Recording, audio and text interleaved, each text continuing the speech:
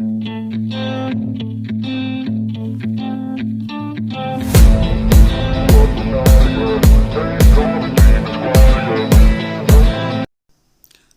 குருமா செய்கிறதுக்கு நான் stove on பண்ணிவிட்டு ப்ரெஷர் குக்கரில் தேவையான அளவு எண்ணெய் சேர்த்துருக்கேன்.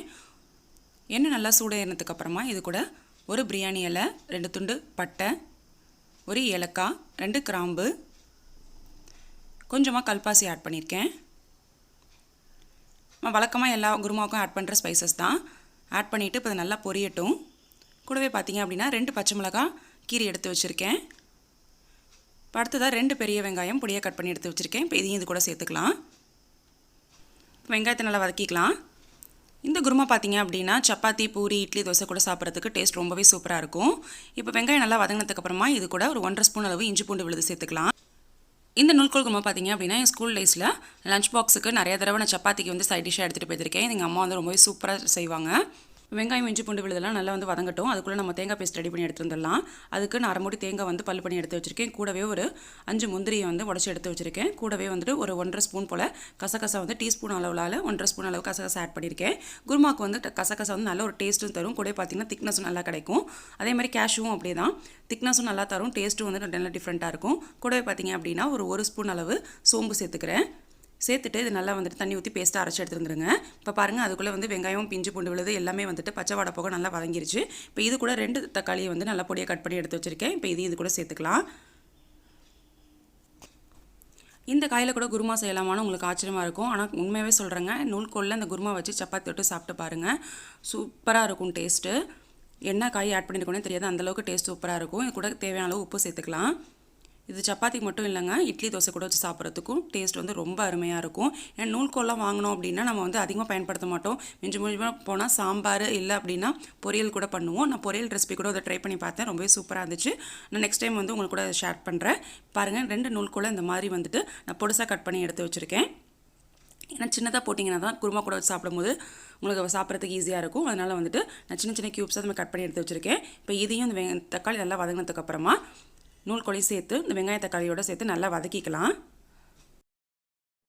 இந்த நூல்கோல் குருமாவுக்கு நம்ம எதுக்கு வெங்காயம் தக்காளி கூடயே இந்த நூல்கோலையும் சேர்த்து வதக்குறோம் அப்படின்னா, இந்த நூல்கோல் பார்த்திங்கன்னா கிட்டத்தட்ட டேஸ்ட் வந்து முள்ளங்கி மாதிரியே தான் இருக்கும்.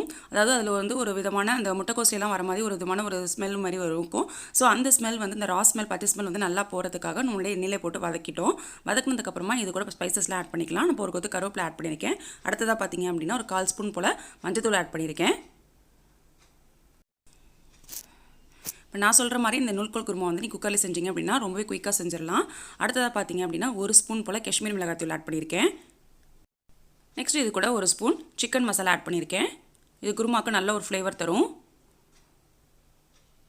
ஸோ இந்த மாதிரி நீங்கள் வந்து நூல்கோலை முன்னாடியே வந்து வதக்கி செய்யும் பொழுது நம்ம குருமா நூல்கோல் தான் ஆட் பண்ணியிருக்கோம் அப்படிங்கிறது சாப்பிட்றவங்களுக்கு தெரியாது. அந்த அளவுக்கு வந்துட்டு பார்த்தீங்க அப்படின்னா அதோட அந்த ரா ஸ்மெல் எல்லாமே வந்துட்டு என்டையராக போயிருக்கும். இப்போ ஸ்பைசஸ்லாம் ஆட் பண்ணதுக்கப்புறமா நல்லா நூல்கோலோடு சேர்த்து நல்லா வதக்கிக்கோங்க. தேவைப்பட்ட அந்த ஸ்டேஜில் கொஞ்சமாக எண்ணெய் ஊற்றிக்கோங்க. இப்போ நூல்கோல் எல்லாத்தையும் நல்லா வதக்கினதுக்கப்புறமா இப்போ குருமாவுக்கு தேவையான அளவு தண்ணி நம்ம ஆட் பண்ணிக்கலாம். இந்த நூல்கோல் குருமாவில் நீங்கள் நூல்கோல் மட்டும் போடாமல் கேரட் கூட சேர்த்து போட்டுக்கலாம், உங்கள் விருப்பம்தான். நான் இன்றைக்கி வந்து நூல்கோல் மட்டும் இருந்ததுனால நூல்கோல் மட்டும் சேர்த்து செஞ்சுருக்கேன். இப்போ அடுத்ததாக வந்து நம்ம ஆல்ரெடி அரைச்சி வச்சுருந்தோம் இல்லையா அந்த தேங்காய் பேஸ்ட், அதையும் இப்போ இது கூட சேர்த்துக்கலாம்.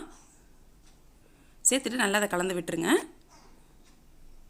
இப்போ நல்லா கலந்து விட்டதுக்கப்புறமா லிட்டு போட்டு க்ளோஸ் பண்ணிவிடுங்க.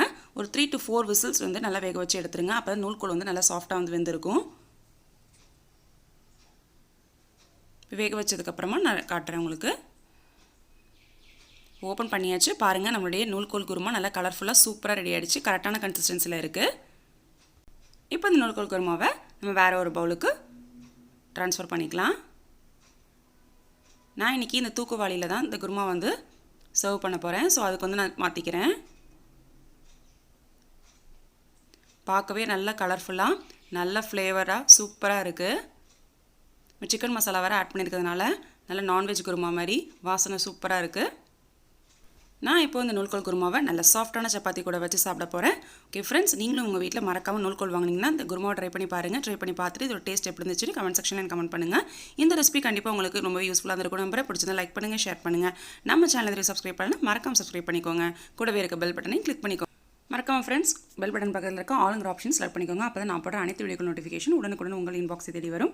மேலும் இது போன்ற நிறைய ரெசிபிஸ் உங்களுக்கு வந்துட்டு இருக்கு. அன்டில் தென் டேக் கேர், பாய்.